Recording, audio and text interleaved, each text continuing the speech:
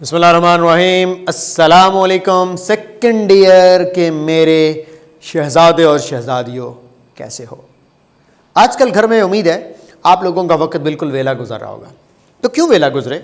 आपको कॉलेज की तरफ से एक्टिविटी दी गई, आप लोग माशाल्लाह से अब इस वक्त सीनियर स्टूडेंट्स के अंदर इंक्लूड हो गए। क्या मतलब senior students? Yes of course, second year का स्टूडेंट पर पुरजे भरपूर तरीके से निकले हुए होते हैं और सीनियर स्टूडेंट कहलाता है। और बेटे यही सेकेंड ईयर के वो दिन हैं जिनको आपने ऑफ कोर्स ऐसा गुजारना है कि आप लोगों ने जब ये ना सेकेंड ईयर का सार पूरा करना है, उसके बाद एंट्री की प्रेपरेशन का आपका लेवल पहले से इतना हाई फाई हो कि आपको कम टाइम, जिस तरह इस साल हुआ तकरीबन 1 महीने का टाइम मिला मेडिकल वालों को, और बेटा इंजीनियरिंग वालों को तो टाइम ही नहीं मिला, उनका तो एफएससी के एग्ज़ाम से पहले पेपर हो गया। बेटा आगे इंजीनियरिंग यूनिवर्सिटीज़ और मेडिकल कॉलेजेस में एडमिशन लेने के लिए आप लोगों को बहुत ज़्यादा तगो-दो की ज़रूरत है और आप लोगों को पहले से ही क्लासेस स्टार्ट करने की ज़रूरत है। और हम लोग आप लोगों की इस साल पहले से ही वीकेंड क्लासेस स्टार्ट करवा देंगे ताकि आप लोगों को किसी भी किस्म की कोई भी डिफ़िकल्टी ना हो इंशाल्लाह। है, मैंने चैप्टर 1 के ऊपर अपना पहला लेक्चर दिया जिसमें हम लोगों ने पीरियोडिक टेबल की डेफिनेशन पढ़ी, पीरियोडिक टेबल को क्या कहते हैं और इसकी इंपॉर्टेंस क्या है। उसके बाद मैंने हिस्टोरिकल बैकग्राउंड के ऊपर कुछ इंपॉर्टेंट चीज़ें आपको बताई कि राजी ने किस तरह फिजिकल और chemical properties of the elements को स्टडी करते हुए एलिमेंट्स को सबसे पहले जो है वो अरेंज किया था। और बेटे उसके बाद आपको पहली प्रॉपर तरीके से जो अरेंजमेंट डॉब्राइनर ने की थी, जिसको डॉब्राइनर का लॉ ऑफ ट्रायड्स भी कहा जाता है, ये आप लोगों को बताया, सिखाया अच्छे तरीके से। उसके बाद आप लोगों को न्यूलैंड का लॉ ऑफ ऑक्टिव्स करवाया जिसमें वो कहता था कि every 8th element show properties similar to the first one. माजी की बातें थी, बड़ा यह सिलसिला थोड़ा सा आगे बढ़ा और एक भाई साहब आए और उन भाई साहब का नाम है मेंडलीव। मेंडलीव जो है वो रशियन था, इसका पूरा नाम देखें तो दिमित्री मेंडलीव है। तो मैं अगर रशियन एक्सेंट के अंदर बात करूं तो इस Dmitry Mendeleev in 1871 presented the first periodic table which was based on the message of the elements. तो फर्स्ट पीरियोडिक टेबल जो कि मैसेज ऑफ द एलिमेंट्स की बुनियाद पर एक प्रॉपर तरतीब के साथ इसने अरेंज किया था। मेंडलीव इस भाई साहब का नाम। मेंडलीव की आपको शक्ल भी दिखाई जा सकती है लेकिन इसकी शक्ल कोई इतनी खूबसूरत नहीं थी, तो दैट्स वाई मैंने वो शक्ल यहाँ पे ऐड नहीं की। खैर, तो बेटा आप लोगों के सामने अगर मैं इस वक्त डिस्प्ले दूँ तो 1871 और रशियन केमिस्ट, दो बातें, दिमित्री मेंडलीव उसका नाम, और एक पहला रेगुलर पीरियोडिक टेबल प्रेजेंट किया था भाई साहब ने। तो पहला रेगुलर पीरियोडिक टेबल प्रेजेंट करने वाले भाई साहब का नाम है दिमित्री मेंडलीव। बड़ा देखें, इसने एलिमेंट्स की तरतीब किस बुनियाद पर रखी, ये एमसीक्यू में पूछा जाएगा कि Mendeleev periodic table was based on increasing atomic mass, यानी कि इसने एटॉमिक मास ए जिसके साथ रिप्रेजेंट किया जाता है, इसकी बुनियाद पर तरतीब दी थी एलिमेंट्स की। तो his arrangement was totally based on atomic masses of the elements. और उसने सबसे पहले कॉन्सेप्ट इंट्रोड्यूस करवाया था ग्रुप्स का एंड पीरियड्स का। तो ग्रुप्स और पीरियड्स का प्रॉपर तरीके से इंट्रोडक्शन देने वाला सबसे पहला भाई साहब कौन था? मेंडलीव। इसके पीरियोडिक टेबल के ऊपर लॉन्ग क्वेश्चन भी आ सकता है और इसमें शॉर्ट क्वेश्चन क्या है वो भी आपके साथ शेयर करूंगा। सबसे पहले एमसीक्यूज के लिए पॉइंट्स कुछ याद रखिएगा। His periodic table consist on, याद रखिएगा, 8 ग्रुप्स हैं, 8 ग्रुप्स और 12 पीरियड्स हैं। ये आपने एमसीक्यूज के लिए पॉइंट याद रख लेना, मेजर पॉइंट है। How many groups? 8। How many periods? 12। अब ग्रुप्स और पीरियड्स को क्या कहते हैं वो मैंने आपको पहले लेक्चर में बता दिया था। ग्रुप्स जो है वो वर्टिकल कॉलम्स को कहते हैं और पीरियड्स जो है वो हॉरिजॉन्टल रोज को कहते हैं। तो कॉलम्स और रोज, ग्रुप्स और पीरियड्स की तादाद अभी मैं डिस्प्ले भी करता हूँ उसका। ही प्रपोज्ड अ लॉ, इसने एक लॉ भी बनाया जिसको मेंडलीव्स पीरियोडिक लॉ कहते हैं। तो मेंडलीव्स पीरियोडिक लॉ क्या है, ये आगे मेंडलीव्स पीरियोडिक लॉ की डेफिनेशन बड़ा एमसीक्यू में आ सकता है कि मेंडलीव का पीरियोडिक लॉ किसकी बेस पर है, तो आप कहेंगे कि एटॉमिक मासेस की बेस पर, और शॉर्ट क्वेश्चन में आ सकते हैं कि मेंडलीव का पीरियोडिक लॉ बताएं कि क्या है, मेंडलीव का पीरियोडिक लॉ बताएं कि क्या है। I guess there is some sort of shutter sound here, check करो। ओके रिकॉर्डिंग ओके चल रही है, okay anyhow. So I listen a voice of the shutter in camera, so that's why मैंने कहा चलो कंफर्मेशन कर लो। Anyhow our lecture is continued. Short question में आए तो according to this law, if elements are arranged in order of increasing atomic masses, बस ये जितनी भी green green green green green buildings आपको नजर आ रही हैं, यही काम की बातें हैं कि अगर एलिमेंट्स को अरेंज किया जाए उनके इंक्रीजिंग एटॉमिक मैसेस की बुनियाद पर, तो उनकी प्रॉपर्टीज के अंदर रेपिटेशन आता है आफ्टर रेगुलर इंटरवल्स। क्या मतलब?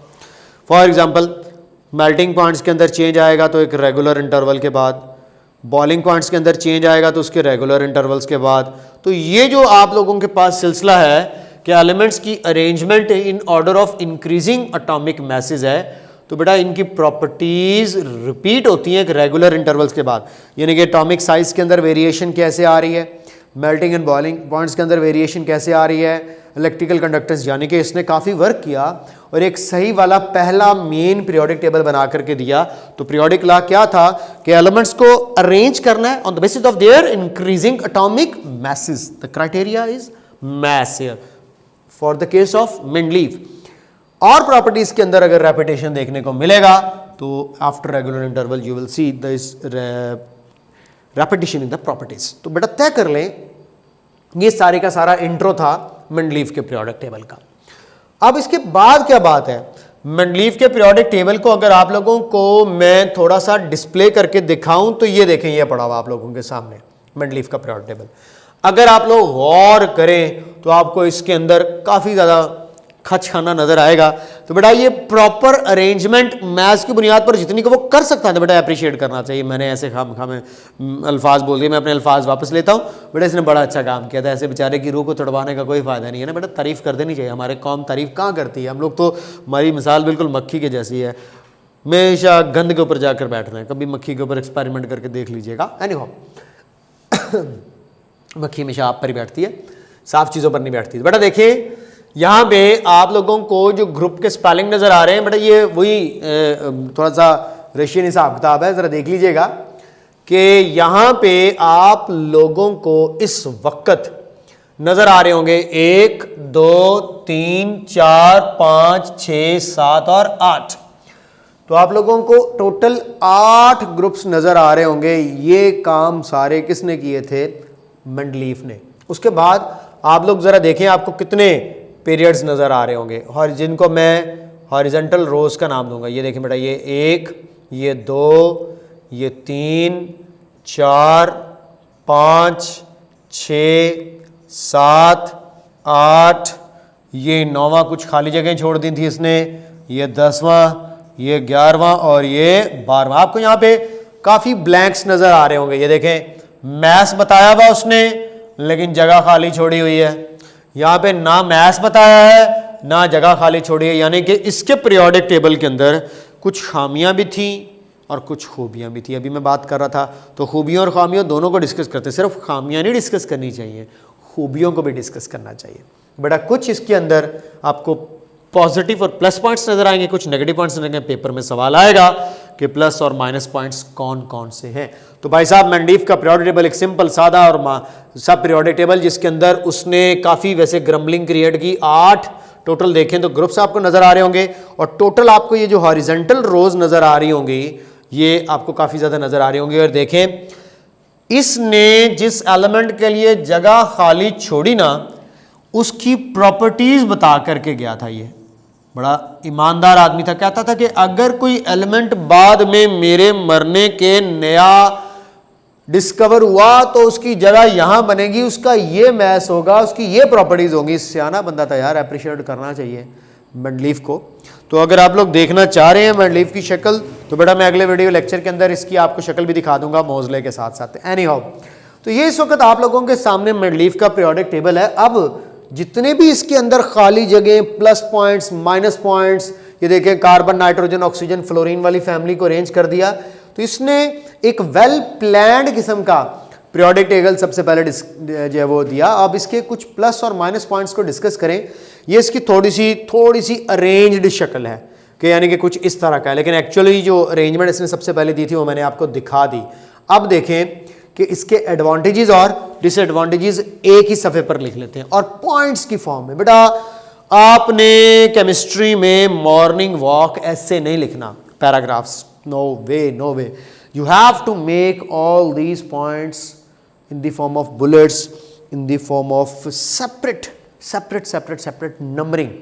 It will make your paper too much attractive, and the most important thing is your paper will be distinguished from all other papers quite easily, quite happily, and examiner definitely feels a lot of comfort in giving you marks, क्योंकि examiner के लिए आपने बहुत ज़्यादा create कर दी है easiness, और उसकी आंखों को ठंडक मिल रही है और उसका दिल चाह रहा है कि यार आपको नंबर दे, इसने कैसे हर एक चीज़ खोल के लिखती। तो बेटा इस चीज़ को मद्देनजर रखते हुए बेटा ये पेपर में सवाल आ सकता है, ये शॉर्ट क्वेश्चन भी हो सकता है, what are the advantages and disadvantages, पूरे का पूरा मेंडलीफ का पीरियोडिक टेबल लॉन्ग में भी दिया जा सकता है। तो बेटा देखें, अभी मैं बात कर रहा था, इसने ईमानदारी का मुजाहरा किया और कुछ गैप्स खाली छोड़ दिए फॉर न्यू एलिमेंट्स, जैसा कि जर्मेनियम वगैरह की बात हम कर रहे थे। He also predict the properties of new elements, तो नए एलिमेंट्स की प्रॉपर्टीज भी इसने बताएंगे क्या क्या हो सकती हैं। करेक्शन ऑफ एटॉमिक मैसेज, यानी कि डॉब्राइनर ने, न्यूलैंड ने जो गलत मैसेज पुट किए हुए थे, इसने एक्सपेरिमेंट करने के बाद उनके करेक्ट मैसेज भी पता चलाए और ग्रुप्स और पीरियड्स को सबसे पहले इंट्रोड्यूस करवाया, यानी कि हॉरिजेंटल रोज का कॉन्सेप्ट और वर्टिकल कॉलम्स का कॉन्सेप्ट इंट्रोड्यूस करवाने वाला क्या था, मेंडलीफ। आपने याद कैसे करना है बेटा, रट्टा नहीं लगाना फिंगर टिप्स के ऊपर 1 2 3 4 5। आपने सबसे पहले कहना है वेकेंट स्पेसेस छोड़ दी, फिर उनकी प्रॉपर्टीज भी बता दी और फिर मैसेज को भी करेक्ट किया और उसके बाद ग्रुप्स और पीरियड्स को इंट्रोड्यूस करवाया। तो कितने एडवांटेज डिस्कस किए? 4। बेटा अपने इससे बात क्या करो, 1 2 3 4, 1 2 3 4, 1 2 3 4, बाकायदा नंबरिंग दिया करो यार। डिसएडवांटेजेस की तरफ चलते हो। बेटा देखें, हमारी कौम बख्शने वाली नहीं है। ऊपर बता रहे हैं कि गैप्स छोड़ दिए, इसको खूबी भी बना सकते हैं, बताने का अंदाज होता है, और नीचे देखें वेकेंट स्पेसेस को हमने खामी भी बना दिया। यही है दुनिया का असूल, यही है दुनिया, खूबियाँ और खामियाँ हर जगह पर भर देते हैं। तो बेटा वेकेंट स्पेसेस छोड़ दी, डिसाइड ना कर सका पोजीशन ऑफ हाइड्रोजन के कहाँ रखना है। बेचारे को समझ ही नहीं आ रही थी, क्यों? इसकी प्रॉपर्टीज़ कभी मेटल्स के जैसी थी तो कभी नॉन मेटल्स के जैसी थी, तो कभी और तरह की प्रॉपर्टीज़ शो कर रहा था। इसकी पोजीशन बड़ी फ्लक्चुएट कर रही थी। इसकी पोजीशन के अंदर जो फ्लक्चुएशन है ना, वो इसके लिए प्रॉब्लम क्रिएट कर रही थी। तो ये समझ नहीं आ रहा था कि हाइड्रोजन को मेटल्स में रखे या नॉन मेटल्स के अंदर रखे। ठीक है, उसके बाद He did not specify the position of isotopes, ये बड़ा मसला था। क्यों? अब देखें, हाइड्रोजन की बात करते हैं। हाइड्रोजन के 3 आइसोटोप्स हैं, जिसका मास 1 भी है, जिसका मास 2 भी है, जिसका मास 3 भी है। अब देखें, पीरियोडिक टेबल किस बेस पर बना है? मेंडलीफ का मास की बुनियाद पर। अगर एटॉमिक नंबर की बुनियाद पर बनता है, जैसे कि मॉडर्न पीरियोडिक टेबल बना, तो हाइड्रोजन की तमाम आइसोटोप्स की एक ही पोजीशन बनती। लेकिन जब मैसेज डिफरेंट हो गए आइसोटोप्स को, तो इनको रखने का प्रॉब्लम आएगा कि नहीं आएगा? बिल्कुल आएगा। एक से ज़्यादा पोजीशन स्पेसिफाई करनी पड़ेगी हाइड्रोजन के आइसोटोप से किसी भी स्पीशी के। तो रोला पै गया जनाब, कादा रोला पै गया, रोला ऐदा पै गया कि जनाब जो मैथ की बेस से पीरियोडिक टेबल बनाओगे, थोड़ा सी पंजाबी टच भी दे दो ना, सराइकी थोड़ी आती है मुझे, खैर। तो इतना प्रॉब्लम है थी गई, थोड़ी सी सराइकी भी टच कर दूँ। बट यहाँ पे प्रॉब्लम ये आई कि message of the isotopes different होती हैं। तो डेफिनेटली जब message of the isotopes different होती है, तो उनके लिए इसके मेंडलीफ के पीरियोडिक टेबल में पोजीशन भी क्या होनी चाहिए? डिफरेंट होनी चाहिए। तो दिस इज द प्रॉब्लम।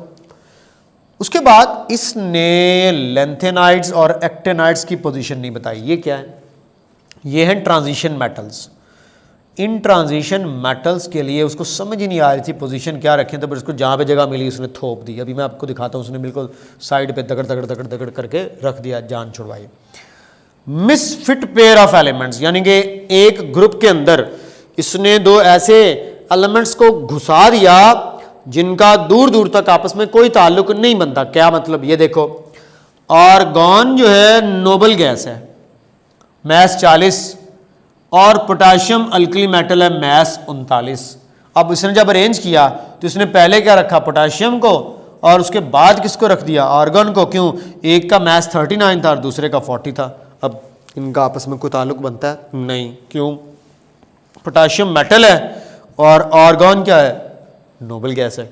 तो इस तरह से कुछ मिसफिट पेयर थे जिनकी जगह गलत थी, उसको स्पेसिफाई करना जरूरत है। यानी कि पोटाशियम को अलग से मेटल्स वाले ग्रुप में रखना चाहिए और आर्गन को अलग से नोबल गैसेस वाले ग्रुप में रखना चाहिए। फिर इसने नोबल गैसेस के लिए ना एक जीरो ग्रुप बना दिया था, उसके बेस पर बात हो रही है। Any how, he placed transition metals. अब देखो ट्रांजिशन मेटल्स की प्रॉपर्टीज नॉर्मल मेटल्स की निस्बत डिफरेंट होती हैं, तो इसने क्या किया कि जिंक, कैडमियम और मरकरी जैसी जो ट्रांजिशन मेटल्स थी इनको इकट्ठा करके लिख दिया अल्कलाइन अर्थ मेटल्स, यानी कि बेरिलियम, मैग्नीशियम, कैल्शियम, स्ट्रोंशियम वगैरह के साथ। यानी कि इसको उनकी जो जो प्रॉपर्टीज आपस में थोड़ी बहुत मिलती जुलती नजर आई, इसने क्या किया, उनको आपस में इकट्ठा करके लिख दिया। तो बेटा ये इसके कुछ प्रॉब्लम्स थे।